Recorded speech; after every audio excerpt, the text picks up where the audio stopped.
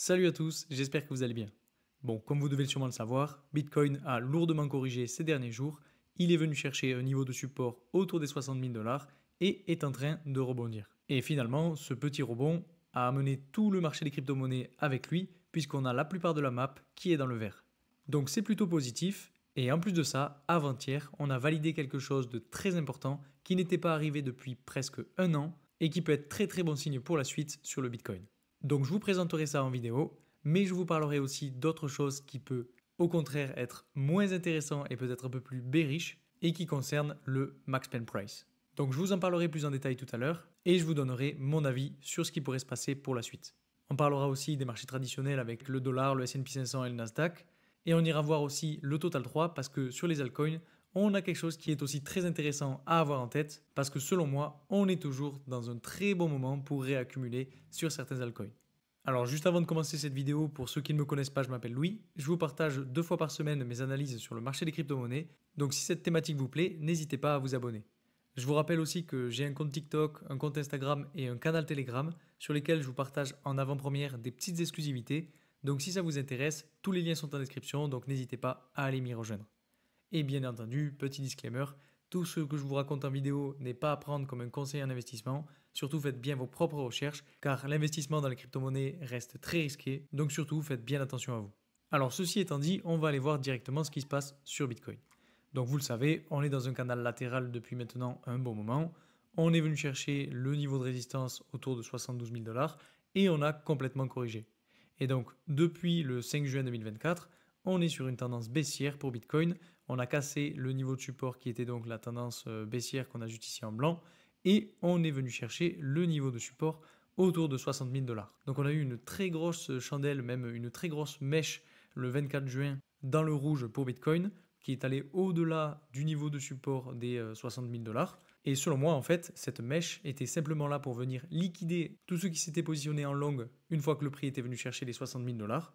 Et ensuite, vous voyez, il est reparti. Donc il est venu supprimer en fait tous les petits poissons avant de repartir à la hausse. Et ce qui est très important à remarquer en ce moment, c'est qu'on est toujours sur une tendance baissière. Si je le trace, on pourrait potentiellement avoir quelque chose comme ça. Et vous voyez qu'on fait des bas donc de plus en plus bas et des hauts qui sont toujours de plus en plus bas eux aussi. Et personnellement, je trouve ça pas tant encourageant que ça, puisqu'on n'est pas encore venu chercher le haut du canal baissier et on ne fait pas des hauts qui sont de plus en plus hauts. Si par contre on arrive avec de la force à aller chercher le niveau de résistance du coup de la tendance baissière et qu'on passe au-dessus, qu'on vient la retester, alors pour moi ce sera un très beau signal pour repartir à la hausse. Mais tant qu'on ne fait pas des hauts qui sont de plus en plus hauts, eh bien honnêtement je ne trouve pas de signal d'achat. Par contre, si on dézoome un petit peu, on voit qu'à chaque fois qu'on est venu chercher ce niveau-là, on a eu du rachat. Donc ça s'est vu vraiment plusieurs fois, donc sauf ici, on est vraiment venu chercher des liquidités et on a liquidé tout le monde en fait, avant de repartir. Et vous voyez, bon, encore une fois, ici ça a été racheté, etc. Donc à chaque fois qu'on arrive à plus ou moins sur ce niveau, on a de la poussée à la hausse. Et là, on est venu chercher ce niveau-là et on a eu du rebond. Mais bon, selon moi, pour l'instant, ce n'est pas suffisant. Comme je vous disais tout à l'heure, si on arrive à consolider et à repasser au-dessus de la tendance, alors pourquoi pas acheter et se positionner en long pour aller chercher bien évidemment le niveau de résistance autour de 71 000 dollars. Mais par contre, si on n'y arrive pas, alors bien évidemment, on continuera à chuter et on continuera cette tendance baissière. Donc pour l'objectif haussier, personnellement, moi, c'est les 72 000 dollars dans un premier temps. Et pour l'objectif baissier, on en parlera tout à l'heure, mais vous allez voir que c'est pas super encourageant. Alors, quelque chose de peut-être un petit peu plus encourageant dont je voulais vous parler, c'est le RSI. Parce que sur le RSI, il se passe quelque chose qu'on n'avait pas vu depuis très longtemps, et même d'ailleurs, si on regarde plus précisément, qu'on n'avait pas vu depuis mi-août 2023, donc quasiment un an, c'est-à-dire qu'on a un RSI qui est venu chercher des zones de survente. Et ça, vous voyez, ça n'est jamais arrivé depuis août 2023. Et si on regarde un petit peu où est-ce qu'on se situait en août 2023, eh bien vous voyez qu'on était juste ici, autour de 25 000 dollars. Et vous connaissez la suite. Après ça, on a eu une explosion à la hausse et jusqu'à la TH, on a fait quasiment 200%. Donc, comme je vous le dis en fait depuis le début, quand un RSI arrive dans des zones de survente, c'est assez bon signe. Ça montre que le prix est sur le point de rebondir. Et en fait, comme je vous en parlais lundi dernier sur TikTok et sur Instagram, si on prend en fait toute l'évolution qu'on a eue depuis août 2023 jusqu'à la TH et qu'on vient superposer ça sur le prix actuel, eh bien, quand on dézoome, vous voyez qu'on arrive à un objectif qui est donc la tendance haussière qui est identifiée sur du plus long terme. Donc ce serait vraiment pas déconnant et on serait aux alentours des 110 000 $. Personnellement, c'est un scénario qui pourrait s'envisager et que j'envisage très fortement. Alors, bien entendu, comme je vous disais tout à l'heure, il se pourrait qu'on aille chercher un petit peu plus bas avant de potentiellement rebondir. Et donc ce un petit peu plus bas pourrait se situer autour de 57 000 $. Donc je vais mettre un marqueur à peu près autour de 57 000 $. Et pourquoi je dis ça? Pourquoi je dis qu'on aurait un prix qui pourrait potentiellement y retourner? Eh bien tout simplement à cause du max pen price. Puisque si on regarde donc vendredi prochain, le max pen price est situé à 57 000 $. Donc le max pen price en fait c'est le niveau où la plupart des gens vont perdre de l'argent. Et donc selon moi, avant de rebondir et d'aller chercher potentiellement de nouveaux sommets, à mon avis, on pourrait faire mal à encore plus de monde que ça pour retourner chercher les 57 000 $, faire un rebond et repartir encore plus haut. Un petit peu comme ce qui s'est passé ici justement. Et puis si on va encore plus bas et qu'on a encore de la correction, alors le prochain niveau de support se trouvera autour de 52 500 $. Alors pour vous donner mon avis un petit peu là-dessus, personnellement, je pense qu'on pourrait avoir encore un petit peu de correction, aller chercher le max pen price autour de 57 000 $ et avoir un réel rebond, vraiment qui soit très très haussier, qui profite du fait que le RSI soit dans les zones de survente pour complètement exploser, aller chercher un nouvel ATH et lancer potentiellement une amorce de la seconde phase du bull run. Alors pourquoi je dis une amorce? Bien parce que j'essaye d'être un petit peu raisonné, parce qu'on arrive dans l'été, on sait que la période estivale est souvent assez calme, les gens sont en vacances, donc les gens ne prennent pas forcément position, ils sécurisent un petit peu leurs fonds, et c'est qu'en septembre ou après les vacances que les choses reprennent. Surtout qu'en plus, on attend les nouvelles de l'inflation et on attend les nouvelles aussi des taux d'intérêt qui devraient évoluer positivement pour les crypto-monnaies après les vacances. Donc c'est un petit peu pour ça que je dis que ce serait une amorce. Et en fait, on aurait vraiment un déclenchement de cette deuxième phase de bull run après l'été, donc en septembre. Et ce qui me fait dire qu'on aurait potentiellement aussi de la correction sur les crypto-monnaies, c'est le dollar. Parce que sur le dollar, comme vous le voyez, on est sur une tendance haussière. On fait des bas de plus en plus hauts et des hauts de plus en plus hauts. Donc on a cassé la tendance baissière, que je peux supprimer d'ailleurs. On a cassé le niveau de résistance, on est venu se reposer dessus, et là, on est en train d'évoluer à la hausse sur le dollar. On n'est pas encore venu chercher des zones de surachat, donc le RSI a encore un petit peu de marge, et le prix aussi, avant d'aller chercher ce niveau-là de résistance. Donc ce serait tout à fait possible qu'on ait une continuation de la hausse sur le dollar, qu'on aille chercher ce niveau-là, et que ça nous amène en fait à corriger sur les crypto-monnaies, à aller chercher le max pen price autour de 57 000 $ avant de rebondir. Donc oui, on a eu un petit rebond sur le Bitcoin juste ici qui a ravalé un petit peu toute la baisse, mais à mon avis c'était juste un petit sursaut haussier du fait qu'on soit venu chercher le niveau de support avant que potentiellement on continue de corriger.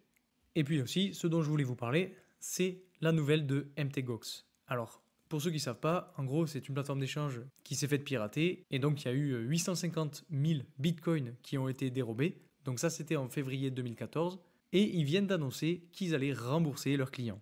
Donc vous comprenez bien que 850 000 bitcoins achetés il y a 10 ans, aujourd'hui, représentent un très très gros paquet de fric. Donc ces personnes qui vont se faire rembourser sont avec un énorme profit sur les bras, et potentiellement que certains vont vendre. Donc ça peut faire peur, et c'est aussi pour ça que je me dis qu'on pourrait avoir une dernière petite phase de correction avant de potentiellement rebondir. Alors on a déjà eu un peu de correction à cause de cette nouvelle, mais ça ne m'étonnerait pas que ça continue un petit peu.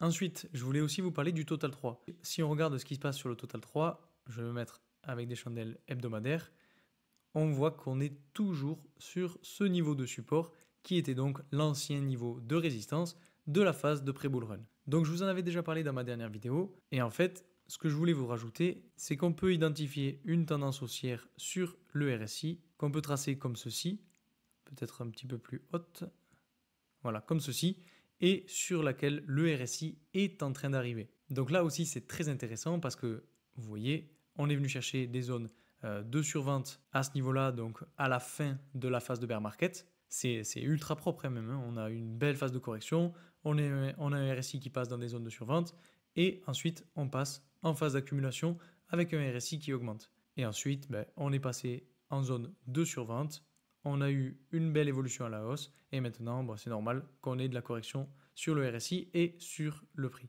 Donc on arrive très bientôt sur la tendance haussière, donc on pourrait là aussi s'attendre à du rebond, mais à court terme, à s'attendre encore à avoir un petit peu de correction. Et ce rebond pourra aussi signifier que le prix viendrait rebondir sur le niveau de support qu'on a juste ici. Donc personnellement, je pense que c'est qu'une question de quelques semaines avant qu'on ait notre déclenchement de la seconde phase du bull run. Et je pense qu'on n'a jamais été aussi près d'avoir une grosse explosion à la hausse pour le Bitcoin et pour les crypto-monnaies. Donc encore une fois, il va falloir rester un petit peu patient. On attend les nouvelles de l'inflation, on attend les nouvelles des taux d'intérêt. On attend aussi de voir ce que ça donne sur Bitcoin par rapport au niveau de support. Et si on a de la force acheteuse et qu'on commence à repartir, alors là, ça peut sentir très très bon. Surtout qu'en plus, il y a autre chose dont je voulais vous parler, c'est le Fear and Greed Index. Sur le Fear and Greed, on est retourné hier sur le niveau des 30 et c'est quelque chose qui n'avait pas été vu depuis très très longtemps et qui est selon moi aussi un indicateur qui montre qu'on aurait potentiellement de l'évolution à la hausse à venir dans les prochaines semaines. Alors là, on est bien remonté, on est aujourd'hui à 46 donc dans le FIR et donc les gens se cherchent un petit peu et c'est assez normal puisque on est sur un niveau de support, on ne sait pas si on va repartir à la hausse ou si on va casser le support pour retourner chercher des zones un petit peu plus basses.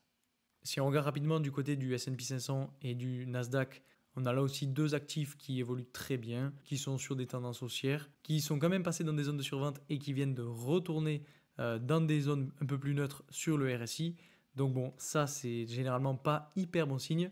Donc c'est selon moi à suivre de très près parce qu'il se pourrait très bien que par exemple sur le Nasdaq, on retourne chercher des niveaux de support comme celui-ci qu'on a juste ici. Et sur le S&P 500, bon, je l'avais déjà tracé, mais c'est possible qu'il retourne chercher ce niveau-là. Si on regarde maintenant ce qui se passe sur Ethereum, on est en train de ravaler en fait toute la hausse qu'on a eue juste ici, donc le 20 mai 2024. Si on le mesure depuis qu'on a eu ce pic juste ici, on est venu chercher presque moins 20%.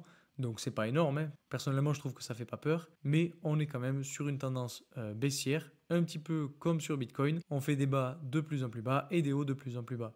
Et différemment de Bitcoin, par contre, sur Ethereum, on n'est pas retourné chercher des zones de survente sur le RSI. Donc oui, on est venu chercher un niveau de support ici, mais bon, pour moi, c'est pas suffisant. Au pire des cas, on casse le niveau de support, on va chercher le niveau de support autour de 2800$ et potentiellement après, on a de la force acheteuse pour repartir. Donc pour vous partager un petit peu mon sentiment sur le marché et mon avis pour ce qui va se passer pour la suite, je pense que si on n'a pas de force acheteuse sur Bitcoin et sur les crypto-monnaies, on risque d'avoir une continuation de la correction pour aller chercher donc, comme je vous dis tout à l'heure, le max pen price autour de 57 000$ avant de potentiellement venir rebondir dessus. Parce qu'on a quand même des beaux signaux d'achat, on a quand même des beaux signaux de retournement de tendance, donc je pense que c'est qu'une question de jours, voire de semaines. Donc voilà, c'est tout pour aujourd'hui. J'espère que cette vidéo vous aura plu. Si c'est le cas, je vous invite à liker cette vidéo et à vous abonner si ce n'est pas déjà fait. Et puis moi, je vous remercie encore pour tout votre soutien et je vous dis à très vite pour une nouvelle vidéo. Salut!